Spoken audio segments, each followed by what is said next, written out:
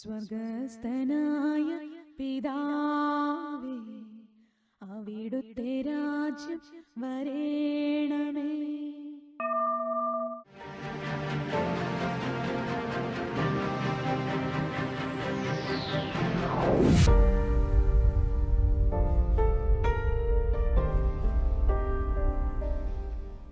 നമ്മൾ യേശു നാമത്തിൽ ഒരുമിച്ച് കൂടിയിരിക്കുമ്പോൾ പൂർണ്ണമായിട്ട് നമുക്ക് ബോധ്യപ്പെടാം, വിശ്വസിക്കാം. കർത്താവിൻ്റെ വാഗ്ദാനമാണ്, ഭൂമിയിൽ നിങ്ങൾ 2 അതിലധികമോ പേര് എൻ്റെ നാമത്തിൽ എവിടെ ഒരുമിച്ച് കൂടിയാലും ഞാൻ അവിടെ ഉണ്ട് നിങ്ങളുടെ കൂടെ. ഈശോയുടെ വാഗ്ദാനമാണ്. പ്രത്യേകിച്ചും ആത്മാവായി ഇപ്പോൾ പരിശുദ്ധാത്മാവായി അവിടുന്ന് ഭൂമിയിൽ പ്രവർത്തിക്കുമ്പോൾ നമ്മുടെ ഓരോരുത്തരുടെ ആത്മാവിൽ വസിച്ചുകൊണ്ട് നമ്മൾ എവിടേക്കാണ്, അമേരിക്കയുടെ പല ഭാഗങ്ങൾ, ചിക്കാഗോയിൽ നിന്നും കൂട്ടായ്മ പ്രാർത്ഥന നയിക്കുമ്പോൾ അമേരിക്കയുടെ പല ഭാഗങ്ങൾ ഒരുമിച്ച് കൂടിയിരിക്കുമ്പോൾ നമ്മളുടെ ആത്മാവിൽ യേശു ആയിരുന്നുകൊണ്ട് നമ്മളായിരിക്കുന്ന ആ കുടുംബം, നമ്മളായിരിക്കുന്ന ദേശം, നമ്മളായിരിക്കുന്ന എവിടെയുമാകട്ടെ ആ പ്രദേശത്തെ അനുഗ്രഹിക്കുകയാണ്. നമ്മൾ ദൈവത്താൽ അനാദികാലം മുതലേ ഇതിനായി വിളിക്കപ്പെട്ടവരാണ്. ആണ് ഈശോ പറഞ്ഞത്, നിങ്ങളല്ല എന്നെ തിരഞ്ഞെടുത്തത്, ഞാനാണ് നിങ്ങളെ തിരഞ്ഞെടുത്തത്. നിങ്ങൾ പോയി ഫലം പുറപ്പെടുവിക്കുവാനും നിങ്ങളുടെ ഫലം നിലനിൽക്കുന്നതിനു വേണ്ടി ഞാൻ നിങ്ങളെ നിയോഗിച്ചിരിക്കുന്നു. നമ്മളെ ഈ ഭൂമിയിലേക്ക് ജനിപ്പിച്ചതൊരു നിയോഗമാണ്. നമ്മൾ വളർന്നു വന്ന നമ്മുടെ ജീവിതം ഒരു നിയോഗമാണ്. നമ്മുടെ ദൈവവിളി അതാണ്. വിവാഹമെന്ന കൂദാശയിലൂടെ ആയിരിക്കാം, പൗരോഹിത്യമായിരിക്കാം, കന്യാസ്ത്രീയായിട്ടായിരിക്കാം. അവിടെ ദൈവം നമ്മളെ അയച്ചിരിക്കുമ്പോൾ ദൈവത്തിൻ്റെ ദൗത്യമായിട്ടാണ്. വിവാഹമെന്ന കൂദാശയിലൂടെ നമ്മൾ മനുഷ്യൻ ഏകനായിരിക്കുന്നത് നന്നല്ല എന്ന് കർത്താവ് കണ്ടത് നമ്മൾ ആത്മാവിൽ അതെന്താണ് അതിൻ്റെ വ്യാഖ്യാനം എന്ന് പലപ്പോഴും നമ്മൾ ധ്യാനിച്ചിട്ടുണ്ട്. വിവാഹമെന്ന കൂദാശ മനുഷ്യൻ ഏകനായിരിക്കുന്നല്ല എന്ന് പറയുമ്പോൾ അതൊരു മാനുഷികമായൊരു ആഗ്രഹം മാത്രമല്ല, ദൈവത്തിൻ്റെ ഒരു പ്രവൃത്തി കൂടെയാണ്. കാരണം എന്താ, മനുഷ്യൻ ഏകനായിരുന്നാൽ അവൻ നഷ്ടപ്പെട്ടു പോകും. മനുഷ്യൻ ഏകനായിരുന്നാൽ അവൻ്റെ ആത്മാവ് നശിച്ചു പോകും. അതുകൊണ്ട് മനുഷ്യനൊരു സാമൂഹ്യ ജീവിയാണ്. കുടുംബത്തിൽ അല്ല 2-3 പേർ. വ്യക്തിപരമായി നമ്മളോട് യേശു എപ്പോഴും പറയുന്നുണ്ട്, നിങ്ങൾ മുറിക്കുള്ളിൽ കയറി കതകടച്ചിരുന്ന് സ്വർഗത്തിലുള്ള നിങ്ങളുടെ പിതാവുമായി ദൈവവുമായിട്ട് രഹസ്യമായി ഒരു സംഭാഷണം നമുക്കുണ്ടായിരിക്കും. അത് നമ്മുടെ വ്യക്തിപരമായ പ്രാർത്ഥന നമ്മൾ വിളിക്കും. അത് നമുക്കുണ്ടായിരിക്കണം, എല്ലാവർക്കും ഉണ്ടായിരിക്കണം. മാർപ്പാപ്പായ്ക്കും കർദിനാളിനും മെത്രാന്മാർക്കും വൈദികർക്കും സന്യസ്തർക്കും അൽമായർക്കും എല്ലാവർക്കും ഉണ്ട്. വ്യക്തിപരമായി നമ്മൾ ദൈവത്തോടൊപ്പം ഓരോ ദിവസവും കുറേ സമയം ചെലവഴിക്കണം. നമ്മുടെ മറ്റുള്ള എല്ലാ ഡിസ്ട്രാക്ഷൻസും മാറ്റി വെച്ച് നമ്മുടെ ആത്മാവ് ദൈവത്തോട്, അല്ലെ ഒരു അമ്മയും കുഞ്ഞും തമ്മിൽ ഇരിക്കുന്നത് പോലെ, ആരും കാണാതെ ഒരു അമ്മയും കുഞ്ഞും തമ്മിൽ ഇരിക്കുന്നത് പോലെ നമ്മുടെ ദൈവവുമായിട്ടൊരു ബന്ധം സ്ഥാപിക്കണം. അത് നമ്മുടെ ജീവിതത്തിൽ ഒഴിച്ചുകൂടാൻ പറ്റാത്തൊരു കാര്യമാണ്. അപ്പോൾ ദൈവവുമായിട്ട് നമുക്ക് രഹസ്യങ്ങളൊന്നും ഉണ്ടായിരിക്കാൻ പാടില്ല. ദൈവത്തിന് മുമ്പിൽ വരുമ്പോൾ എല്ലാം പരസ്യമാണ്. നമ്മുടെ കാര്യങ്ങളെല്ലാം അറിയുന്ന ദൈവമാണ്. ജ്ഞാനത്തിൻ്റെ പുസ്തകം 1 ഇന്ന് ഷിക്കാഗോയിൽ നിന്നും മേരി ജേക്കബ് പണയപ്പറമ്പിൽ ഇന്ന് വ്യാഴാഴ്ച ദിവസം ഈ പ്രാർത്ഥന ആരംഭിച്ചപ്പോൾ നമ്മളെ പല വചനങ്ങളും ഓർപ്പിച്ചു. അതിനകത്ത് ഒരു കാര്യം, ജ്ഞാനത്തിൻ്റെ പുസ്തകം 1-ാമത്തെ അധ്യായത്തിൽ നിന്ന് ദൈവം എല്ലാം അറിയുന്നു. നമ്മുടെ ചിന്തകളെയും നമ്മുടെ ആലോചനകളെയും എല്ലാം അറിയുന്ന ദൈവമാണ്. നമ്മളാരും മറ്റുള്ളവർ അറിയുന്നില്ല, കാണുന്നില്ല എന്ന് പറയുന്ന എല്ലാ കാര്യങ്ങളും ദൈവം കാണുന്നുണ്ട്. ദൈവത്തിന് കരുണയുള്ളത് കൊണ്ടാണ് നമ്മളിപ്പോഴും ജീവിച്ചിരിക്കുന്നത്. എന്തെല്ലാം കാര്യങ്ങളാണ് നമ്മൾ ചെയ്തത്, ദൈവത്തെ മറുതലിച്ച്. അവിടെയെല്ലാം ദൈവം കണ്ടു. പക്ഷെ ദൈവത്തിന് കരുണയുള്ളത് കൊണ്ട് ദൈവം നമ്മളെ കാത്തിരിക്കുകയാണ്. ഇതിലേക്ക് ചിന്തിച്ചാൽ ഇന്നും നമ്മൾ മേരി ഓർപ്പിച്ച ആ വചനമുണ്ടല്ലോ, റോമർ 2:4. നമ്മൾ നിങ്ങളെ അനുതാപത്തിലേക്ക് നയിക്കുകയല്ലേ ദൈവത്തിൻ്റെ കരുണയുടെ ലക്ഷ്യം. നമ്മൾ ഇന്നലെ ചിന്തിച്ചത് ഒന്നുകൂടെ ചിന്തിക്കുകയാണ്. അതായത് ദൈവം കരുണ കാണിക്കുന്നത് നമ്മൾ രക്ഷപ്പെടാൻ വേണ്ടിയാണ്. എന്ന് പറയുമ്പോൾ രക്ഷയുടെ അനുഭവത്തിലേക്ക്, അതാണ് ഈശോ ലോകത്തിൽ വെച്ച് മാനസാന്തരപ്പെടുവിൻ എന്ന് പറഞ്ഞാൽ അനുതാപത്തിലേക്ക് വരിക എന്നാണ്. മാനസാന്തരപ്പെടുവിൻ, ദൈവരാജ്യം സമീപിച്ചിരിക്കുന്നു. അപ്പോൾ അനുതാപത്തിലേക്ക് നമ്മൾ വരുന്നില്ലെങ്കിൽ നമ്മളുടെ മേലുള്ള ദൈവത്തിൻ്റെ കരുണ കൊണ്ട് ഒരു പ്രയോജനമില്ല. ദൈവം ഇത്രയും നാളും നമ്മളിപ്പോൾ ഭൂമിയിൽ ജീവിച്ചിരിക്കുമ്പോൾ ഇത്രയും നാളും ദൈവത്തിൻ്റെ കരുണ കൊണ്ടാണ് നമ്മൾ ജീവിച്ചിരുന്നത്. നമ്മുടെ എത്രയോ മുമ്പ് ഞാൻ ഓർക്കാറുണ്ട്, ദൈവത്തെ അറിയാതിരുന്ന പാപത്തിൽ മുഴുകി നടന്നിരുന്ന ആ കാലഘട്ടങ്ങളിൽ നമ്മൾ മരിച്ചിരുന്നെങ്കിൽ നമ്മുടെ ആത്മാവ് നിത്യനാശത്തിലേക്ക് തീർച്ചയായും പോകുമായിരുന്നു. ദൈവത്തെ അറിയാനും ആ ദൈവസ്നേഹത്തിൻ്റെ ആഴം, പൗലോസിൻ്റെ ഭാഷയെ പറഞ്ഞാൽ യേശുക്രിസ്തുവിൻ്റെ സ്നേഹത്തിൻ്റെ ആഴവും ഉയരവും വീതിയും എന്നൊക്കെ പറയുന്ന ആ ഒരു മേഖലയുണ്ട്. നമ്മളെ ധ്യാനിക്കുമ്പോഴാണ് എൻ്റെ ദൈവമേ, ഇത്രയും വലിയ പാപിയായതല്ലേ പൗലോസ് പറയുന്നത്. ഞാൻ ഇത്രയും വലിയ പാപിയായിരുന്നിട്ട് എന്നോട് കരുണ കാണിച്ചെങ്കിൽ അല്ലെ, പൗലോസിനോടാണ് സാവൂളായിരിക്കുമ്പോൾ ചൊല്ല, സാവൂൾ സാവൂൾ നീ എന്തിനാണ് എന്നെ പീഡിപ്പിക്കുന്നതെന്ന് സാവൂളിനോട് ഈശോ നേരിട്ട് ചോദിച്ചാണ്. ആ സ്വരം കേട്ടു. ആരാണ് നീ പീഡിപ്പിക്കുന്ന? ക്രിസ്തുവാണ് ഞാൻ എന്ന് മറുപടിയും കിട്ടി. അത്രമാത്രം ദൈവത്തിനെതിരായി പ്രവർത്തിച്ചിരുന്ന സാവൂളും പരിശുദ്ധാത്മാവിൽ നിറഞ്ഞ പൗലോസ് അപ്പസ്തോലനായപ്പോൾ ഏറ്റവും കൂടുതൽ നമ്മൾ പത്രോസിനേക്കാളും മറ്റുള്ള ഏത് അപ്പസ്തോലനേക്കാളും കൂടുതലായി യേശുവിനെ സ്നേഹിക്കുന്ന ഒരു സ്നേഹത്തിൻ്റെ വെളിപ്പെടുത്തലാണ് പൗലോസിൻ്റെ എല്ലാ ലേഖനങ്ങളിലും നമ്മൾ കാണുകയാണ്. ഓടി നടക്കുകയാണ് ആ സ്നേഹം. അതിനാണ് റോമർ 8 പറഞ്ഞില്ലേ, കർത്താവായ യേശു ക്രിസ്തുവിനോടുള്ള സ്നേഹത്തിൽ നിന്നും ആർക്ക് നമ്മെ വേർപെടുത്താൻ കഴിയും? മരണമോ, ആപത്തോ, പട്ടിണിയോ, വാളോ, ദുരിതമോ, ഉയരങ്ങളോ, താഴ്ചകളോ, ദൂതന്മാരോ, അധികാരങ്ങളോ, ആധിപത്യങ്ങളോ, ഇപ്പോഴുള്ളവയ്ക്കോ വരാനുള്ളവയ്ക്കോ നിത്യതയ്ക്കോ സ്വർഗത്തിനോ എന്ന് പറഞ്ഞാൽ ഇതാണ്. ആരെങ്കിലും എന്ന് പറയാണ്, യേശുക്രിസ്തുവിനെ നീ വിശ്വസിക്കരുത്, യേശുവിനെ തള്ളിക്കളയണം, നിനക്ക് സ്വർഗം തരാം, യേശുക്രിസ്തുവിനെ വിശ്വസിക്കരുത്, നിനക്ക് സ്വർഗം തരാമെന്ന് ആരെങ്കിലും, ദൂതനോ ആരെങ്കിലും എന്ന് പറഞ്ഞാൽ ഇല്ല, വേണ്ട, എനിക്ക് സ്വർഗം വേണ്ട, എനിക്ക് യേശുവിനെ മതി. ആമേൻ, ഹല്ലേലൂയ. കാരണം യേശുവാണ് സ്വർഗം. ഈ ഭൂമിയിൽ യേശു പറഞ്ഞ വഴിയും സത്യവും ജീവനും ഞാനാകുന്നു, എന്നിലൂടെ അല്ലാതെ ആരും പിതാവിലേക്ക് എത്തുന്നില്ല. ഇന്നലെ നമ്മൾ ചിന്തിച്ചു, മനുഷ്യവർഗം മുഴുവനും വേണ്ടി സ്വർഗം നൽകാനായാണ് യേശു ലോകത്തിലേക്ക് വന്നത്. നമ്മുടെ ഉള്ളിൽ ആ ഒരു ചിന്ത എപ്പോഴും നമ്മൾ സൂക്ഷിക്കണം. അവിടെയാണ് മറ്റുള്ളവരോട് നിർമ്മലമായ മനസാക്ഷി എന്ന്, അല്ലേ, നിർമ്മലമായ മനസാക്ഷി. പലപ്പോഴും നമ്മൾ നല്ല ക്രിസ്ത്യാനികളാണ്, എന്നും പള്ളിയിൽ പോകുകയും കുമ്പസാരിക്കുകയൊക്കെ ചെയ്യുന്നു. പക്ഷെ നമുക്ക് മറ്റുള്ളവരോടുള്ള വേർതിരിവുണ്ടല്ലോ, അവർ ശരിയല്ല, അവർ പുറംജാതിക്കാരെ പോലെയാണ്, അവർ ശരിയല്ല. ആ ഒരൊറ്റ കാര്യം മതി നമ്മൾ ദൈവത്തിൽ നിന്ന് അകറ്റപ്പെടാൻ. അനീശ പറഞ്ഞ ചിലർ മുമ്പന്മാരെന്ന് കരുതിയിരുന്നത് മുമ്പന്മാർ പിമ്പന്മാരാകും, ഏറ്റവും ഒടുവിലാകും, അവിടെ കയറാൻ പറ്റാതെയൊക്കെ ആകും കർത്താവിൻ്റെ വിരുന്നുശാലയിലേക്ക്, എന്നുള്ള നിത്യതയിലേക്ക് കയറാൻ പറ്റും. അപ്പം നമ്മുടെ നിർമ്മലമായ ഒരു മനസാക്ഷി, 51 സങ്കീർത്തനത്തിൽ, അനുതാപത്തിന്റെ സങ്കീർത്തനത്തിൽ ദാവീദ് കരഞ്ഞ് പ്രാർത്ഥിക്കുന്നതാണ്, ദൈവമേ നിർമ്മലമായ ഒരു ഹൃദയം എന്നിൽ സൃഷ്ടിക്കണമേ എന്ന് പറഞ്ഞാൽ ആരെയും വിധിക്കാതെ, ഞാൻ ആരെക്കാളിലും മെച്ചമാണെന്ന് ചിന്തിക്കാതെ. ഈശോ വീണ്ടും പറഞ്ഞു, ആരെങ്കിലും യേശുവിനെ അനുഗമിക്കാൻ ആഗ്രഹിക്കുന്നെങ്കിൽ അവൻ സ്വയം പരിത്യജിച്ച്, ഡിനൈ യുവർ സെൽഫ്, ഞാൻ ഒന്നുമല്ല, മറ്റാരേക്കാളിലും ഞാൻ താഴ്ന്നവനാണ്, കുറവുള്ളവനാണ്. Deny yourself, take up thy cross and follow me. തന്നെ പരിധി സ്വന്തം കുരിശുമെടുത്ത് അനുദിനൻ്റെ പിന്നാലെ ആണ് ഈശോ ചെയ്തത്. ദൈവമായിരിക്കെ കാര്യമായി പരിഗണിക്കാതെ ഒരു അടിമയെ പോലെയായിരുന്നു. ശിഷ്യന്മാരുടെ മുമ്പിൽ തോർത്തൊക്കെ അരയിൽ കെട്ടി ഒരു വേലക്കാരനെ പോലെ തന്നെ ഒറ്റക്കെടുക്കുവാനിരിക്കുന്നവൻ്റെ മുമ്പിൽ പോലും മനസ്സ് പതറാതെ, അവനെതിരായിട്ട് താനൊന്നും ചെയ്യില്ല, പക്ഷെ അവൻ തന്നെ ഒറ്റക്കൊടുക്കാൻ പോവുകയാണ്. 30 വെള്ളിക്കാശിന്, അത് അറിയാം. എന്നിട്ടും അവൻ്റെ കാല് പിടിച്ചിട്ട് പറഞ്ഞു, എന്നോട് ക്ഷമിക്കണേ. പത്രോസിനെ സാത്താനെ എന്ന് വിളിച്ചു. തൻ്റെ കുരിശിലെ ബലി അത് നിർമ്മലമായ മനസാക്ഷിയോടെ, നിഷ്കളങ്കമായ മനസാക്ഷിയോടെ, നമ്മളെപ്പോഴും പറയുന്ന അനുരഞ്ജിതരായി തീർന്നിടാം, നവമൊരു പീഠം ഒരുക്കിയിടാം, ഗുരുവിൻ സ്നേഹമോട് ഈ യാഗം തിരുമുൻപാകെ അണച്ചിടാം. നമ്മളത് വെറും പാട്ടാക്കി മാറ്റി. അതൊരു വചനമാണ്, ആത്മീയമായിട്ട് ഉന്നതമായൊരു കാര്യമാണ്. നമ്മുടെ ഉള്ളം ഈ ഭൂമിയിൽ, നമ്മൾ കത്തോലിക്ക സഭയുടെ വിശ്വാസം, നമ്മൾ സമരത്തിലാണ്. നമ്മൾ വിജയം വരിച്ച് വിശുദ്ധരായി മരിച്ചുപോയ ആത്മാക്കൾക്ക് വിജയസഭയിലാണ്, വിശുദ്ധരുടെ ഗണത്തിലാണ് അവർ. പിന്നെ സഹനസഭ, ശുദ്ധീകര ആത്മാക്കൾ, പെർഗട്രി, അവിടെ എത്തിയിട്ടില്ല, എത്താൻ പറ്റില്ല. കാരണം എന്താ? ചുമ്മാതി നമ്മോട് കയറാൻ പറ്റില്ല. എബ്രായർ 12 പറയുന്നുണ്ട്, വിശുദ്ധി കൂടാതെ ആർക്കും ദൈവത്തെ ദർശിക്കാൻ സാധിക്കുകയില്ല.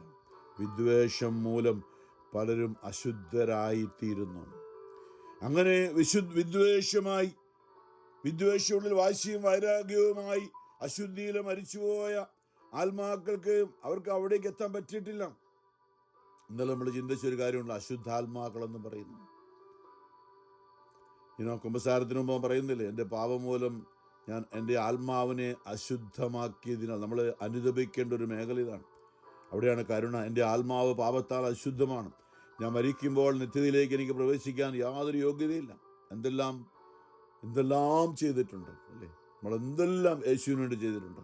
ഇത് അനേകരെന്ന് വന്ന് പറയും. യേശു പറഞ്ഞിട്ടുണ്ട്, അനേകർ വന്ന് പറയും, ഞങ്ങൾ നിന്റെ നാമത്തിൽ രോഗികളെ സുഖപ്പെടും, നിന്റെ നാമത്തിൽ അത്ഭുതങ്ങൾ പ്രവർത്തിച്ചു, എന്തെല്ലാം കാര്യങ്ങൾ വചനം പ്രസംഗിച്ച് ധ്യാനം നടത്തി അനേകരെ നിന്നിലേക്ക് നയിച്ചു. ഈശോ പറയില്ല, ഞാൻ നിങ്ങളെ അറിയുന്ന പോലുമില്ല. കർത്താവ് കള്ളം പറയില്ലല്ലോ. അതിനുള്ളൊരു സ്നേഹമാണ് ദൈവം. ഇപ്പം നമ്മൾ എല്ലാം നിങ്ങളുടെ സ്നേഹത്തോടെ ആയിരിക്കട്ടെ നിങ്ങളുടെ എല്ലാ പ്രവൃത്തികളും. നമ്മൾ പല കാര്യങ്ങളും ചെയ്യുന്നുണ്ട്. ഞാൻ പറയാം, നമ്മളൊരു സുവിശേഷ പ്രഘോഷകയായിരിക്കട്ടെ, കർത്താവിനോടുള്ള കടമയായിരിക്കാം. പക്ഷേ സ്നേഹത്തോടെ അല്ലെങ്കിൽ അത് കർത്താവിന് എതിരായിട്ട് തീരാണ്. എന്നോട് കൂടെ ശേഖരിക്കാത്തവൻ ചിതറിച്ചു കളയുന്നു. നമ്മുടെ മാനസാന്തരപ്പെട്ട മേഖലയാണ്. നല്ലവരായിട്ട്, നല്ല ക്രിസ്ത്യാനികളായിട്ട് ജീവിക്കുന്ന നമ്മൾ അനുദപിക്കേണ്ട ഒരു മേഖലയാണ്. കർത്താവിനോട് ചേർന്നല്ലാതെ ശേഖരിക്കേണ്ടത് നമ്മൾ ചിതറിച്ചു കളയാണ്. അത് നമ്മുടെ കുടുംബത്തിലായിരിക്കും, നമ്മുടെ മക്കളെ ആയിരിക്കാം, ജീവിത പങ്കാളിയായിരിക്കാം. ശേഖരിക്കാൻ വേണ്ടി ഏൽപ്പിച്ച നമ്മുടെ പ്രവൃത്തി മൂലം നമ്മൾ ചിതറിച്ചു കളഞ്ഞു. അവിടെയാണ് നമ്മൾ ഇല്ലാതായിത്തീരുക. നമ്മളാണ് അനുദപിക്കേണ്ടത്. അവിടെയാണ് യേശുവിനെ പോലെ നാം പാപികളായിരിക്കെ ക്രിസ്തു നമുക്ക് വേണ്ടി മരിച്ചു. അവൻ ഇല്ലാതായിത്തീർന്ന് നമ്മളെ തൻ്റെ സ്നേഹം വെളിപ്പെടുത്താൻ വേണ്ടി, അധികാരത്തോടെയല്ല. ഞാൻ ദൈവമാണെന്ന് പറഞ്ഞല്ല അവൻ വന്നത്. അവൻ അടിമയെപ്പോലെ, ഞാൻ മനസ്സിലാക്കണം പ്രിയ, ഇത് വലിയൊരു മേഖലയാണ്. സാത്താൻ നമ്മളുടെ ഹൃദയങ്ങളെ അനേകരെ കീഴ്പ്പെടുത്തിയിരിക്കുന്ന മേഖലയാണ്. സ്നേഹമില്ലാതെ അധികാരം, ക്രിസ്തീയ അധികാരമാകട്ടെ, എന്ത് അധികാരവുമാകട്ടെ, സ്നേഹമില്ലാതെ അത് ദൈവവുമായിട്ട് ആണ് ഈശോ. ഞാൻ നിങ്ങളെ അറിയുന്ന പോലുമില്ല. നിങ്ങൾ അനേക കാര്യങ്ങൾ ചെയ്തു, നിങ്ങൾ ദുഷ്ടത പ്രവർത്തിക്കുന്നവരെ എന്നിൽ നിന്ന് അകന്നു പോകുമെന്നാണ് അവർ കേട്ടത്. അതുകൊണ്ടാണ് നമ്മൾ വളരെ ജാഗ്രതയോടെ ശ്രദ്ധയോടുകൂടി ഇരിക്കണം. സ്നേഹത്തോടെ ആയിരിക്കട്ടെ എല്ലാ പ്രവൃത്തികളും. ഇപ്പം നമ്മൾ ഭൂമിയിൽ സമരം ചെയ്യുന്ന സാത്താനെതിരെ, നമ്മളെ വഞ്ചിക്കാനാ എന്തെല്ലാം പ്രവർത്തിക്കുന്ന സാത്താനെതിരെ നിരന്തരം പോരാടുന്ന സമരസഭയിലാണ് നമ്മൾ. അപ്പം നമുക്ക് നല്ലൊരു ബോധ്യമാണ്, നമ്മൾ ദൈവരാജ്യം അല്ലേ, കൂട്ടായ്മ, പിതാവേ അവിടുത്തെ രാജ്യം വരണമേ അല്ലേ, ദൈ കിങ്ഡം കം, മാത്യു 16. ആ ഒരു വചനം അത് ദൈവവചനമാണ്. മത്തായി സ്വർഗസ്ഥനായ പിതാവേ എന്ന പ്രാർത്ഥനയിലുള്ള ഒരു വചനമാണ്. അതുകൊണ്ടാണ് നമ്മുടെ കൂട്ടായ്മയുടെ പേര് മത്തായി 6:10 കൂടി ഇട്ടുന്നത്. കാരണം ഇത് വചനമാണ്, ദൈവം അയച്ച വചനമാണ്. വിശുദ്ധ കുർബാനയിലൂടെ ലീലു കേട്ട വചനമാണ് അല്ലേ, നമ്മൾ പലപ്പോഴും ഓർപ്പിച്ചിട്ടുണ്ട്. അപ്പം നമ്മളുടെ ജീവിതത്തിൽ ചുമ്മാതൊന്നുമല്ല, നമ്മൾ ആരും ഒരു കാര്യവും ചെയ്യുകയല്ല. പലപ്പോഴും നമ്മൾ സ്വന്തമായി ചില ആലോചനകൾ ഇങ്ങനെയൊക്കെ കേൾക്കണമെന്ന്, ഒന്നെങ്കിൽ നമ്മുടെ അപ്പനിൽ നിന്നോ അമ്മയിൽ നിന്നോ ഒക്കെ നമുക്ക് ഒത്തിരി നല്ല കാര്യങ്ങൾ, വിശ്വാസത്തിൻ്റെ കാര്യങ്ങൾ കിട്ടിയിട്ടുണ്ട്. നമ്മൾ യേശുവിൽ നിന്നാണ് പഠിക്കേണ്ടത്. യേശുവിലേക്കാണ് നമ്മുടെ ജീവിതം അടിയറ വയ്ക്കേണ്ടത്. തിമോത്തിയെക്കുറിച്ച് പൗലോസ് പറയുന്നൊരു കാര്യമുണ്ടല്ലോ. തിമോത്തിക്ക് നമ്മളെപ്പോലെ തന്നെ, ഞാൻ എപ്പോഴും പറയാറുണ്ട്, എൻ്റെ വല്യമ്മ, അമ്മ ഒക്കെ വിശ്വാസത്തിൻ്റെ വഴിയിലൂടെ, പിന്നെ നമ്മുടെ അനേകരെ അല്ലേ നമ്മളെ നയിച്ചവരാണ്. പൗലോസ് തിമോത്തിയോട് പറയുന്ന ഒരു കാര്യമുണ്ടല്ലോ, നമ്മളുടെ ജീവിതത്തിൽ പല കാര്യങ്ങളും നമ്മൾ മറ്റുള്ളവരിലൂടെയാണ് നമുക്ക് വിശ്വാസത്തിൻ്റെ മേഖലയിലേക്ക് വന്നത്. പൗലോസ് പറയാണ് തിമോത്തിയോട് 2 തിമോത്തി 1 പലപ്പോഴും ചിന്തിച്ചാകട്ടെ ഈ വചനം. രാവും പകലും എൻ്റെ പ്രാർത്ഥനകളിൽ ഞാൻ സദാ നിന്നെ സ്മരിക്കുമ്പോൾ എപ്പോഴും നമ്മൾ മറ്റുള്ളവർക്ക് വേണ്ടി പ്രാർത്ഥിക്കും. മധ്യസ്ഥ പ്രാർത്ഥന സമൂഹമാണ് നമ്മൾ. അനേകർക്ക് വേണ്ടി, ലോകം മുഴുവനും വേണ്ടി വചന പ്രഘോഷണവും മധ്യസ്ഥ പ്രാർത്ഥനയും ഒക്കെ നമ്മളെ ഏൽപ്പിച്ചിരിക്കുന്ന ഒരു കടമയാണ് കർത്താവ്. ഇത് പറയാണ്, രാവും പകലും എൻ്റെ പ്രാർത്ഥനകളിൽ ഞാൻ സദാ നിന്നെ സ്മരിക്കുമ്പോൾ എൻ്റെ പിതാക്കന്മാർ ചെയ്തതുപോലെ നിർമ്മല മനസാക്ഷിയോടുകൂടി, യാതൊരു കളങ്കവുമില്ലാത്ത, സ്നേഹം മാത്രമുള്ള, മുൻവിധിയില്ല, അധികാരമില്ല, ഒന്നുമില്ല, സ്നേഹം മാത്രമുള്ള നിർമ്മലമായ മനസാക്ഷിയോടുകൂടി ഞാൻ ആരാധിക്കുന്ന ദൈവത്തിന് നന്ദി പറയുന്നു. തിമോത്തിയോട് പറയാണ്, നിന്റെ കണ്ണുനീരിനെ പറ്റി ഓർക്കുമ്പോഴൊക്കെ നിന്നെ ഒന്ന് കണ്ട് സന്തോഷഭരിതരാക്കാൻ ഞാൻ അതിയായി ആഗ്രഹിക്കുന്നു. നിന്റെ നിർവ്യാജമായ വിശ്വാസം ഞാൻ അനുസ്മരിക്കുന്നു. നിഷ്കളങ്കമായ സ്നേഹം അല്ലേ, ഒരു കളങ്കവുമില്ലാത്ത, ഓർക്കുമ്പോൾ വീണ്ടും വീണ്ടും യേശുവിനെ കുറിച്ച് ഓർത്ത് നോക്കി. നമുക്കെന്താ യേശുവിനോട് സ്നേഹം തോന്നുന്നത്? നമുക്കെന്താ യേശുവിനോട് സ്നേഹം തോന്നുന്നത്? കാരണം നാം പാപികളായിരിക്കെ അവൻ നമ്മളെ ശിക്ഷിക്കാതെ നമുക്ക് വേണ്ടി നമ്മുടെ ശിക്ഷ മുഴുവൻ സ്വന്തം ശരീരത്തിൽ അടിച്ച് അടികളായി വേദനയായി ശിക്ഷയായി ഏറ്റെടുത്തുകൊണ്ട് നാം പാപികളായിരിക്കെ നമുക്ക് ഉണ്ടാകാനുള്ള സകല ശിക്ഷകളും യേശു ഏറ്റെടുത്തു. അതേക്കുറിച്ച് ഓർക്കുമ്പോൾ കണ്ണ് നിറയുകയാണ്. അതാണ് പശ്ചാത്താപം, അനുതാപം. അനുതാപം എന്ന് പറഞ്ഞാൽ വീണ്ടും വീണ്ടും തപിക്കുകയാണ്. കണ്ണ് നിറഞ്ഞൊഴുകുന്നവർ ഹൃദയം ചൂടാകുക. എന്നാലും ഞാൻ ഇത്രയും പാപമൊക്കെ ചെയ്തിട്ട് അവൻ എന്നോട് കരുണ കാണിച്ചു. നമ്മളെക്കുറിച്ച് നമ്മളൊരു അപ്പനോ അമ്മയായിരിക്കാം, അല്ല ഭാര്യയായിരിക്കാം, ഭർത്താവായിരിക്കാം, മറ്റുള്ളവർ, നമ്മുടെ മക്കളോ നമ്മുടെ ജീവിത പങ്കാളിയൊക്കെ നമ്മളെക്കുറിച്ച് അങ്ങനെ ചിന്തിക്കാൻ വല്ല സാധ്യതയുണ്ടോ? അവിടെയാണ് ക്രിസ്ത്യാനികരണം, നമ്മൾ ക്രിസ്തുവിനെ അനുഗമിക്കുന്നത്. നമ്മൾ ചിന്തിക്കണം. മറ്റുള്ളവരെ നമ്മളിലൂടെയാണ് ദൈവസ്നേഹം. പലപ്പോഴും ഞാൻ എൻ്റെ കുഞ്ഞുനാളത്തെ അനുഭവം മനഃപൂർവ്വമല്ല, എൻ്റെ അപ്പനൊക്കെ ഇന്ന് ഞാൻ ഫോണിൽ പ്രൈസ് ദി ലോർഡ് എന്ന് പറഞ്ഞാൽ അതുപോലെ തന്നെ 2 പ്രാവശ്യങ്ങളും പ്രൈസ് ദി ലോർഡ് തിരിച്ചു പറയും. കാരണം അന്ന് അങ്ങനെ, പണ്ട് കാലത്ത് അങ്ങനെ ആയിരുന്നല്ലോ. നമുക്ക് അടിയും ബഹളവും വയ്ക്കും, വഴക്ക് പറച്ചിലും ഒക്കെ ആയിരുന്നു നന്നാക്കി കൊണ്ടുവരാനായിട്ട്. ആ സ്നേഹമില്ലായിരുന്നു. നമ്മുടെയൊക്കെ കുഞ്ഞുനാൾ അങ്ങനെ സ്നേഹം എന്താണെന്ന് അറിഞ്ഞിട്ടില്ല. അടി കിട്ടും, സ്നേഹം എന്താ പിന്നീട്.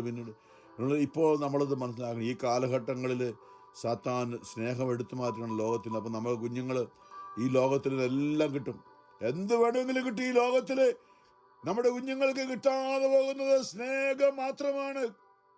അത് നമ്മുടെ കുടുംബാംഗങ്ങൾക്കായിരിക്കാം, ജീവിത പങ്കാളിക്കായിരിക്കാം, മക്കൾക്കായിരിക്കാം, കൊച്ചുമക്കൾക്കായിരിക്കാം, ബന്ധുക്കൾക്കായിരിക്കാം. നമ്മൾ കണ്ടുമുട്ടുന്ന ഒരു വ്യക്തിയിലുള്ള ഏറ്റവും വലിയ ദാരിദ്ര്യം സ്നേഹത്തിൻ്റെയാണ്. നമ്മൾ അറിയണം അതങ്ങനെയാണ്. ലോകാവസാനം എന്ന് പറയുമ്പോൾ യേശു പറഞ്ഞ് സ്നേഹം ഇല്ലാതായി തീരുകയാണ്. എന്താ അവസാന കാലങ്ങളെക്കുറിച്ച് പറഞ്ഞ് മത്തായി 24 യേശു പറഞ്ഞ എന്താ? രാജ്യം രാജ്യത്തിനെതിരായി എന്ന് പറഞ്ഞാൽ ശത്രുതയാണ്, സ്നേഹമില്ല. രാജ്യം രാജ്യത്തിനെതിരായും ജനം ജനത്തിനെതിരായും തിരിയും. ഒരു കുടുംബത്തിൽ 5 പേരുണ്ടെങ്കിൽ 3 പേർ 2 പേർക്കെതിരായി, 2 പേർ 3 പേർക്കെതിരായും തിരിയും. സ്നേഹം നഷ്ടപ്പെടുകയാണ്. സ്നേഹമാണ് ദൈവമാണ് ഈ ലോകത്തെ താങ്ങി നിർത്തുന്ന ദൈവവചനം. സ്നേഹം നഷ്ടപ്പെടുമ്പോൾ ദൈവം നഷ്ടപ്പെടുകയാണ്, ലോകം അവസാനിക്കുകയാണ്. അതാണ് നമ്മളെ തിരുസഭ സ്ഥാപിച്ചത്, ലോകം അവസാനിക്കാതിരിക്കാൻ. യേശു വരുമ്പോഴാണ് ലോകം അവസാനിക്കേണ്ടത്. മനസ്സിലാക്കണം. യേശുവിൻ്റെ 2ാമത്തെ വരവിലാണ് ലോകം അവസാനിക്കേണ്ടത്. അതായത് സാത്താൻ നമ്മുടെ ഹൃദയങ്ങളെ സ്നേഹം എടുത്തു മാറ്റിയിട്ടല്ല ലോകം അവസാനിക്കേണ്ടത്. നമ്മളുടെ അറിവുണ്ടാണ്. അവനാണ് നമ്മളെ നിർമ്മലമായ മനസാക്ഷിയോടുകൂടി പൗലോസ് തിമോത്തി ഓർപ്പിക്കുകയാണ്. ഇത് പറയാണ്, നിന്റെ നിർവ്യാജമായ വിശ്വാസം ഞാൻ അനുസ്മരിക്കും. നിന്റെ വലിയമ്മയായ ലോവീസിനും അമ്മയായ എവനിക്കയ്ക്കും ഉണ്ടായിരുന്ന വിശ്വാസം ഇപ്പോൾ നിനക്കുമുണ്ടെന്ന് എനിക്ക് ബോധ്യമുണ്ട്. വീണ്ടും പറയാണ്, നമുക്ക് മാമോദീസായിൽ കിട്ടിയ അഭിഷേകം ഉണ്ടല്ലോ, കൈവെപ്പ്. എൻ്റെ തിമോത്തിയെ പൗലോസ് മാമോദീസ മുക്കിയാളാണ്. അതുകൊണ്ടാണ് പറഞ്ഞത്, എൻ്റെ കൈവെപ്പിലൂടെ നിനക്ക് ലഭിച്ച ദൈവിക വരം വീണ്ടും ഉജ്ജ്വലിപ്പിക്കണമെന്ന് ഞാൻ നിന്നെ അനുസ്മരിപ്പിക്കുന്നു. എന്തെന്നാൽ ഭീരുത്വത്തിൻ്റെ ആത്മാവിനെ അല്ല. നിലക്ക് ചിന്തിച്ചില്ലേ? യേശു വഴക്ക് പറഞ്ഞു, എന്തിനാണ് നിങ്ങൾ ഭയപ്പെട്ടത്? ഇത് നമ്മുടെ ഉള്ളിൽ, നമ്മുടെ കുടുംബാംഗങ്ങളുടെ ഉള്ളിൽ ഭയമാണോ? അത് നമ്മുടെ ഉള്ളിൽ ഭയമാണോ? നമ്മുടെ ദൈവത്തെ അല്ലെങ്കിൽ നമ്മുടെ മക്കളെ തിരുത്തുന്നത് അവർ നശിച്ചു പോകുന്നത് ഭയപ്പെട്ടുകൊണ്ടാണോ? സ്നേഹത്തിലല്ലത്. അവിടെയാണ് നമ്മൾ സ്നേഹത്തിലേക്കുള്ളത്. ദൈവം അവരെ സ്നേഹിക്കുന്നു. യേശു അവർക്ക് വേണ്ടി ബലിയായി തീർന്നതാണ്. യേശു അവരെ ശാസിച്ചില്ല, യേശു അവരെ സ്നേഹിച്ചു. അത് നമ്മൾ പറയണം മറ്റുള്ളവരോടും. പ്രിയമുള്ളവർ, നമുക്ക് വലിയൊരു മേഖലയാണ് ഇന്ന് ഈശോ നമ്മളെ ഓർപ്പിക്കുന്നത്. ഇന്ന് 1ാമത്തെ ആഗോള സഭയിലെ വായന ആമോസ് പ്രവാചകന്റെ പുസ്തകത്തിൽ നിന്നാണ്. 7ാമത്തെ അധ്യായത്തിൻ്റെ ഒടുവിൽ ആമോസ് ദൈവവചനം ജനങ്ങളുടെ ഇടയിൽ പറയുമ്പോൾ നമുക്കറിയാം, ഞാൻ പറഞ്ഞ സമരമാണ്. അതുകൊണ്ട് ദൈവവചനം കേൾക്കാൻ ആർക്കും ഇഷ്ടമല്ല, വേറെ എല്ലാം കേൾക്കാൻ ഇഷ്ടമാണ്. ദൈവവചനം പറയുന്ന അത് മാത്രം വേണ്ട, അത് നമുക്ക് വേണ്ട. അതങ്ങനെയാണ്. അത് നമ്മൾ ആരെയും കുറ്റം പറയല്ല. അത് നമ്മുടെ ഉള്ളിൽ ദൈവവുമായിട്ട് നമുക്ക് ശത്രുതയാണ്. അതാണ് നമ്മൾ സാത്താൻ നമ്മുടെ ഉള്ളിൽ കൊണ്ടിട്ടിരിക്കുക. നമ്മൾ ജനിച്ചപ്പോഴേ അങ്ങനെയാണ്. പ്രാർത്ഥിക്കാനോ ദൈവവചനം പള്ളിയിൽ പോകാനോ ഒന്നും നമുക്ക് ഇഷ്ടമല്ല. പക്ഷെ നമ്മൾ മൂവിക്ക് പോകണമെങ്കിലോ വേറെ എവിടെയും പോകണം, ഒരു കുഴപ്പമില്ല, നല്ല ഇറങ്ങി ഓടും നമ്മൾ, ഒരു കുഴപ്പമില്ല. അത് നമ്മുടെ ഉള്ളിലുള്ള ഒരു മേഖലയാണിത്. അപ്പം അതിനെ അതിജീവിക്കുന്ന ഒരു സമരത്തിലാണ് നമ്മൾ. പാപത്തെയും നമ്മുടെ ശരീരത്തെയും പാപത്തിനെതിരായി, ശരീരത്തിൻ്റെ പ്രവണതകൾക്കെതിരായി സമരം ചെയ്യുന്നവരാണ്. സാത്താനെതിരെ സമരം ചെയ്യുന്നവരാണ് നമ്മളെ സമരസഭ. അപ്പോൾ വലിയ പീഡനം യേശു നാമത്തിൽ നിൽക്കുമ്പോൾ ഞാൻ യേശുവിൻ്റെതാണെന്ന് ആരോടെങ്കിലും പറയുകയാണെങ്കിൽ സാത്താൻ നമ്മളെ ഉഗ്രമായി പീഡിപ്പിക്കും. ഇത് പേടിച്ചിട്ടൊന്നും പറയാതിരിക്കരുത്, പറയണം. ഇത് അറിയണം. നമുക്ക് പേടിയുണ്ടാകുമ്പോൾ സാത്താൻ നമ്മളെ ദൈവമെന്ന് അതിൻ്റെ പുറത്ത് പ്രപഞ്ചം പോലും നമുക്ക് നന്മ അല്ലേ, കുളിർക്കാറ്റാണ് ദൈവം സൃഷ്ടിച്ചത്, ദൈവം കൊടുങ്കാറ്റൊന്നും സൃഷ്ടിച്ചിട്ടില്ല. നിങ്ങൾ പറഞ്ഞു ആരാണ് നമ്മൾ ഏറ്റവും കൂടുതൽ മനുഷ്യൻ്റെ ഉള്ളിൽ തിന്മയായതുകൊണ്ടാണ് ലോകത്തിൽ ഇത് കൂടുതൽ പ്രശ്നമുള്ളത്. കാരണം തിന്മയാണ് പ്രശ്നം കൊണ്ടുവരുന്നത്. അതുകൊണ്ടാണ് ഈ കൂട്ടായ്മ, ഞാൻ ഓർപ്പിച്ചതുപോലെ, ഈ സഭയുടെ ഉള്ളിൽ ഇങ്ങനൊരു കൂട്ടായ്മ, പിതാവേ അവിടുത്തെ രാജ്യം വരണമേ എന്ന് പറയുമ്പോൾ, മാമോദീസായിലൂടെ പൗലോസ് തിമോത്തിയോട് പറഞ്ഞതുപോലെ എൻ്റെ കൈവപ്പിലോട് നിനക്ക് ലഭിച്ച ദൈവിക വരം വീണ്ടും നീ ഉജ്ജ്വലിപ്പിക്കണം. ഇപ്പം മാമോദീസായിലൂടെ സഭയിൽ അംഗമായിരിക്കും നമ്മുടെ ഉള്ളിലുള്ള പരിശുദ്ധാത്മാവിനെ ജ്വലിപ്പിക്കുന്ന ഒരു പ്രവൃത്തിയിലാണ് ഈ കൂട്ടായ്മ ഏർപ്പെട്ടിരിക്കുന്നത്. തണുത്തുപോയെങ്കിലൊന്ന് ചൂടാക്കാൻ, ലോകത്തിൻ്റെ പലതും നമ്മൾ അറിയാതെ നമ്മുടെ ഉള്ളിലേക്ക് നുഴഞ്ഞു കയറിയിട്ടുണ്ട്. രാഷ്ട്രീയവും അതിപ്രസരവും ലോകമോഹങ്ങളും ജഡമോഹങ്ങളും ഒക്കെ നമ്മുടെ ഉള്ളിലേക്ക് നുഴഞ്ഞു കയറിയപ്പോൾ നമ്മുടെ ദൈവത്തെക്കുറിച്ചുള്ള ചിന്ത കുറഞ്ഞ് മനഃപൂർവ്വമല്ല. പണ്ടൊക്കെ നല്ല നമ്മൾ കുഞ്ഞുനാളിൽ ഓർമ്മ നോക്കി പലരും പറയാറുണ്ട്, എൻ്റെ മോനെ പള്ളിയിൽ ഓൾട്ടർ സെർവ് ചെയ്തുകൊണ്ടിരുന്ന. ഞാനും അങ്ങനെ ആയിരുന്നു, ഞാനും എൻ്റെ അനുജനൊക്കെ കുഞ്ഞുനാളിൽ. ഇപ്പോൾ ആണ്ട് പള്ളിയിൽ പോകത്തില്ല, വചനം വായിക്കില്ല, പ്രാർത്ഥനയൊന്നുമില്ല. എന്താ ചെയ്യുക? അതങ്ങനെയാണ്, ലോകത്തിൽ അങ്ങനെയാണ്. അത് അങ്ങനെ ഉണ്ടാകും. അവനുണ്ടാകാതിരിക്കാൻ വേണ്ടിയിട്ടാണ് നമ്മൾ ഒറ്റ വാക്കാണ് പറയുന്നത്, സ്നേഹമാണ് ദൈവം. സ്നേഹത്തിലേക്കാണ് നമ്മൾ എത്ര നന്നാക്കിയെടുത്ത്. എൻ്റെ അനുഭവം ഞാൻ പറഞ്ഞല്ലോ, എത്ര അടിമേടിക്കാത്ത ആഴ്ചകളുണ്ടായിരുന്നില്ല കുഞ്ഞുനാളിൽ. അത്രമാത്രം കുരുത്തക്കേട് നമുക്കറിയാം. പക്ഷേ അത് ഒരു വാശിയായ വൈരാഗ്യം, വിദ്വേഷം ഉള്ളിൽ കയറി. അപ്പനോട് അമ്മയോടൊന്നും സ്നേഹമെന്ന് അറിഞ്ഞിട്ടില്ല.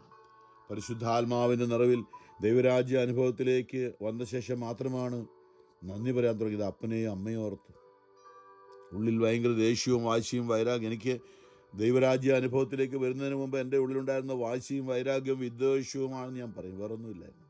അത് പ്രത്യേകിച്ച് അപ്പനോടും അമ്മയോടും. കാരണം അവരിലൂടെ സ്നേഹം ലഭിക്കേണ്ടടുത്ത് കിട്ടിയത് മുഴുവനും വാശിയും വിദ്വേഷവും വഴക്ക് പറച്ചിലും ബഹളവും ഒക്കെയായിരുന്നു.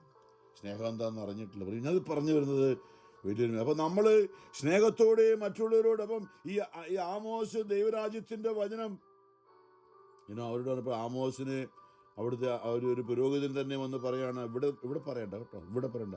അപ്പോൾ ബഥേലിലെ പുരോഹിതനായ അമാസ്യ ഇസ്രായേൽ രാജാവായ ജെറോബാമിൻ്റെ അടുത്ത് ആളയച്ച് പറഞ്ഞു, ആമോസ് നിനക്കെതിരെ ഇസ്രായേൽ ഭവനത്തിൻ്റെ മധ്യേ ഗൂഢാലോചന, പ്രവാചകനാണ്, ദൈവം പറയുന്നത് നടത്തിയിരിക്കുന്നു. അവൻ്റെ വാക്കുകൾ പൊറുക്കാൻ നാടിന് കഴിയുന്നില്ല. കാരണം ജെറോബാം വാളിനിരയാകും, ഇസ്രായേൽ സ്വന്തം നാട്ടിൽ നിന്ന് പ്രവാസത്തിലേക്ക് പോകും എന്ന് ആമോസ് പറയുന്നു. അമാസ്യ എന്ന പുരോഹിതൻ ആമോസ് പ്രവാചകനോട് പറഞ്ഞു, ദീർഘദർശി, വിവിധ നാട്ടിലേക്ക് ഓടുക, ഇവിടെ നിൽക്കണ്ട, വിവിധ നാട്ടിലേക്ക് ഓടുക, അവിടെ പ്രവചിച്ച് അഹർവൃത്തി കഴിച്ചുകൊള്ളുക. ഇവരുടെ വിചാരം ഈ ഒരു വചനപ്രഘോഷണം എന്നൊക്കെ പറഞ്ഞത് ഇത് വയറ്റിപ്പഴപ്പനുള്ള കാര്യമാണ്. ചിലർ അങ്ങനല്ല. അത് നമ്മുടെ പൗലോസ് പറഞ്ഞില്ലേ, ഞാൻ എൻ്റെ കൈ കൊണ്ട് അധ്വാനിച്ച്, കൂടാരപ്പണിയായിരുന്നു പൗലോസിൻ്റെ ജോലി. ആ കൂടാരപ്പണി ചെയ്ത് ബാക്കിയുള്ള ദിവസങ്ങളിൽ, സാബത്ത് ദിവസങ്ങളൊക്കെ വചനം പറയാൻ വന്നിരുന്നത്. ബാക്കിയുള്ള ദിവസങ്ങളിലൊക്കെ ജോലി ചെയ്ത് ജീവിക്കുകയായിരുന്നു. വചനപ്രഘോഷണത്തിൽ നിന്ന് കിട്ടിയതുകൊണ്ടൊന്നും വയറ് നിറയ്ക്കാനായിട്ട് ആഗ്രഹിച്ചത്. അത് വലിയൊരു മേഖലയാണ് പറയുന്നത്. അപ്പോൾ ആമോസ് പറയാണ്, ഞാനൊരു പ്രവാചകനല്ല, ഞാൻ ആട്ടിടയനാണ്. സിക്കമൂരം വരം വെട്ടിയൊരുക്കുകയായിരുന്നു എൻ്റെ ജോലി. ആട് മേയിച്ച് നടന്ന് എന്നെ വിളിച്ച് കർത്താവ് അരുളി ചെയ്തു, എൻ്റെ ജനമായ ഇസ്രായേലിൽ ചെന്ന് പ്രവചിക്കാം. അതിനാൽ ഇപ്പോൾ കർത്താവിൻ്റെ വാക്കുകൾ, അതുകൊണ്ടാണ് ഞാനിത് പറയുന്നത്. ഇതുകൊണ്ട് ജെറമിയ പറഞ്ഞ് നമ്മൾ ചിന്തിച്ചാണെന്ന് അതിനുള്ളൊരു വലിയൊരു മേഖലയാണ് നമ്മുടെ ജീവിതത്തിൽ. യേശുവിനെ എപ്പോഴും അല്ലേ, യഹൂദരും ഫരീശയ പ്രമാണ നിയമജ്ഞരും ഒക്കെ അവൻ സാപത്തിൽ സുഖപ്പെടുന്നുണ്ടോ നോക്കിയത് എപ്പോഴും കുറ്റം വിധിക്കാനായിട്ട്, യേശുവിനെ കുറ്റം വിധിക്കാനായിട്ട് എപ്പോഴും ആലോചിച്ചാണ്. എത്ര കരുണ കാണിച്ചാലും. ഇന്നത്തെ സംഭവം, യേശു ഒരു തളർവാദി രോഗിയെ സുഖപ്പെടുന്നതാണ്. മത്തായി 9 അത് വളരെ വ്യക്തമായിട്ട്, അത് മർക്കോസ് 2-ാമത്തെ അധ്യായത്തിൽ വളരെ വ്യക്തമാണ്. ഒരു തളർവാദ രോഗിയും കൊണ്ട് 4 പേരെടുത്തു തളർന്നു കിടക്കുകയാണ്.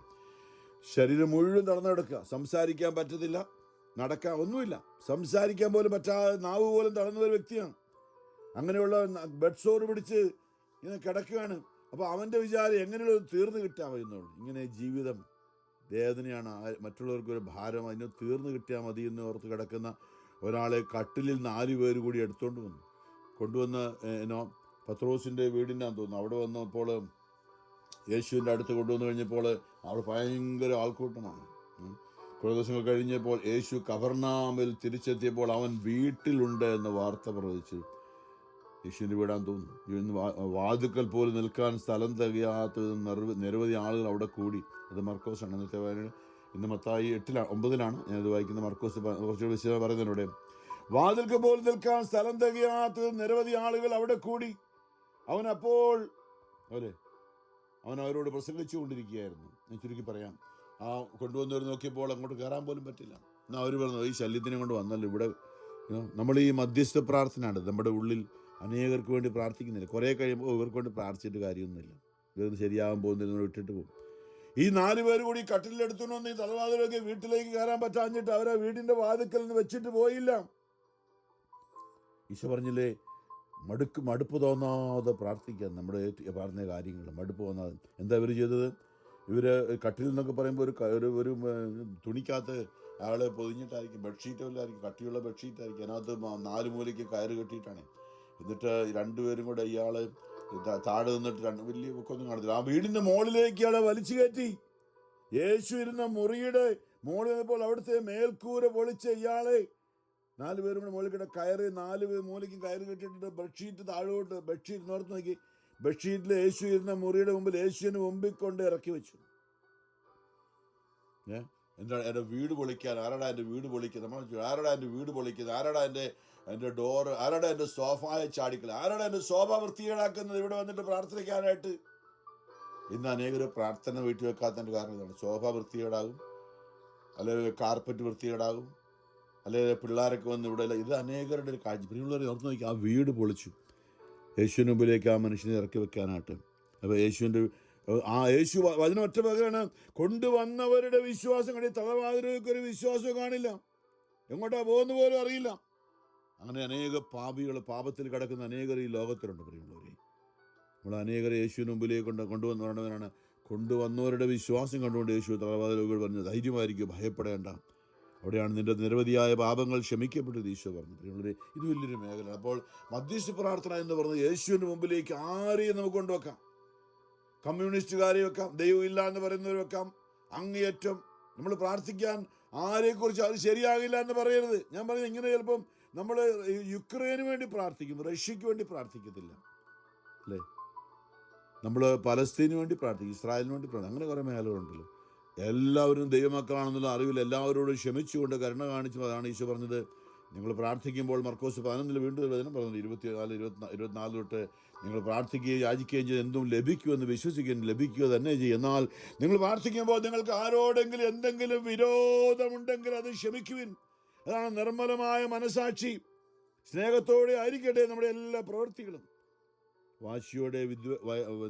ഭയത്തോടെ വാശിയോടെ ആയിരിക്കും നമ്മുടെ എല്ലാ മധ്യസ്ഥ പ്രാർത്ഥനയൊക്കെയും സ്നേഹത്തോടെ ചെയ്യുവാനായിട്ട്. അപ്പോൾ ഇന്ന് ഈ ആമോസ് പറഞ്ഞത്, എൻ്റെ ജോലിയൊന്നുമല്ല, അതെൻ്റെ കടമയാണ്. ഞാനിവിടെ ആട്ടിടയനായിട്ട് നടന്നു. ഞാനിങ്ങനെ പറയാം, ഞാൻ ഫ്ലോറിഡയിൽ നല്ല ഇവിടെ മാവിൻ്റെയും പ്ലാവിൻ്റെയും ഒക്കെ മണ്ടയും വെട്ടി ചുവടും കളച്ച് ഇങ്ങനെ കപ്പയൊക്കെ ഇട്ട് നടക്കുന്ന ആൾ. പിന്നെ ഇവിടെ ആരും ചോദിക്കുമ്പോൾ അല്ലാതെ നമുക്കിത് വയറു നിറയ്ക്കാനുള്ള കാര്യമൊന്നുമല്ല, ധ്യാനമൊന്നും. ഇവിടെ ഇങ്ങനെ സുഖമായിട്ട് കപ്പയൊക്കെ ഇട്ട് കപ്പയും പറിച്ച് ഞാനിങ്ങനെ നടക്കണം. ആരെങ്കിലും പറയുമ്പോൾ പോകുന്നു, അത്രേ ഉള്ളൂ. ഇത് വലിയൊരു മേഖലയാണ്. നമ്മുടെ ജീവിതത്തിൽ നമ്മൾ നേഴ്സായിരിക്കാം, ഡോക്ടറായിരിക്കാം, ആരുമായിക്കൊള്ളട്ടെ, ലോയറായിരിക്കാം, ബിസിനസ്സുകാരായിരിക്കാം. പക്ഷേ നമ്മളെ കർത്താവ് വിളിക്കുന്നുണ്ട് ഇടയ്ക്കിടയ്ക്ക്. എന്തിനാ? നമുക്കൊരു ദൗത്യമുണ്ട്. 1 കൊരിന്തോസിൽ നിർത്തുകയാണ്. 1 കൊരിന്തോസിൽ 11 വചനമുണ്ടല്ലോ. ഞാൻ പലപ്പോഴും ചിന്തിച്ചതാണ്. അതായത് പൗലോസ് അപ്പസ്തോലൻ പറഞ്ഞൊരു വചനമുണ്ട്, അതായത് എൻ്റെ കടമയാണ്. 1 കൊരിന്തോസ് 9:16, ഞാൻ സുവിശേഷം പ്രസംഗിക്കുന്നെങ്കിൽ അതിൽ എനിക്ക് അഹംഭാവത്തിന് വകയില്ല, അത് എൻ്റെ കടമയാണ്. ഞാൻ സുവിശേഷം പ്രസംഗിക്കുന്നില്ലെങ്കിൽ എനിക്ക് ദുരിതം. ഇന്ന് നമ്മൾ കർത്താവ് ഏൽപ്പിച്ച ദൗത്യം സ്നേഹത്തോടെ സുവിശേഷമായി മാറുന്നതാണ്. നമ്മുടെ ജീവിതത്തിൽ എന്തെങ്കിലും തകർച്ചയുണ്ടെങ്കിൽ അതിൻ്റെ കാര്യം നമ്മളിലൂടെ വചനം ഒഴുകുന്നില്ല. വെള്ളം ഒഴുകുമ്പോഴാണല്ലോ ശുദ്ധമാക്കപ്പെടുന്നല്ലേ. വചനം വെള്ളം പോലെയാണ്. നമ്മളിലൂടെ നമ്മുടെ ഹൃദയത്തിൽ നിറഞ്ഞിട്ട് അത് അരുവി പോലെ നമ്മുടെ അതിരത്തിലൂടെ മറ്റുള്ളവരിലേക്ക് ഒഴുകുമ്പോഴാണ്. എന്നിൽ വിശ്വസിക്കുന്നവൻ്റെ ഹൃദയത്തിൽ നിന്നും ജീവജലത്തിൻ്റെ അരുവികൾ ഒഴുകും. തന്നിൽ വിശ്വസിക്കുന്നവർ സ്വീകരിക്കാനിരിക്കുന്ന പരിശുദ്ധാത്മാവിനെ കുറിച്ചാണ്. എന്നിലൂടെ വചനം ഒഴുകുമ്പോഴാണ് എനിക്ക് സൗഖ്യമുണ്ടാകുക.